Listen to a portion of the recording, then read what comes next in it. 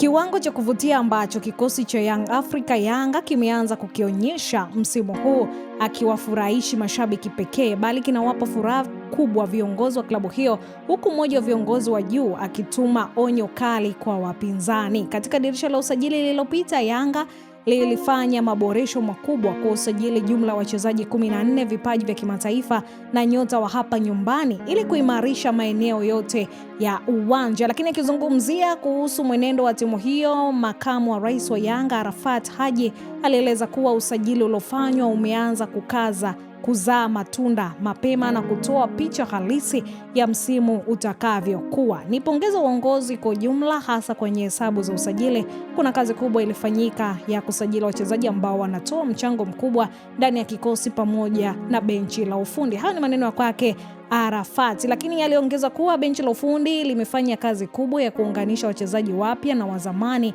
jambo lilowapa nguvu viongozi kutokana na malengo waliojiwekea kuanza kutimia. Lakini kwa msimu huu kuna uwezekano mkubwa wa timu yetu kucheza kwa ubora zaidi na kuwa tishio kubwa. Naamini kuna timu inaweza kufungwa hata mabao 10 kutokana na idadi kubwa ya nafasi zinazotengenezwa na kutumiwa vizuri. Mpaka sasa Yanga haijapoteza mchezo wowote katika mechi zake 3 za kwanza za ligi kuu bara. Timu hiyo imeshinda mechi zote ikifunga jumla mabao 11 na kuruhusu mabao 2 pekee, ikifunga Namungo FC 3-1, Coastal Union 4-1 na JKT Tanzania 4-0. Lakini nyota wapya walianza kuonyesha cheche zao ni pamoja na Albert Kagwanda mabao 2 na assist 1, Peter Shalulile mabao 2 na ambaye tayari ametengeneza assist 3. Hii ni Gift Online TV, usiache kusubscribe, kushare, kulike pamoja na kucomment ili uzidi kupata taarifa mbalimbali. Karibu ubaki na sisi.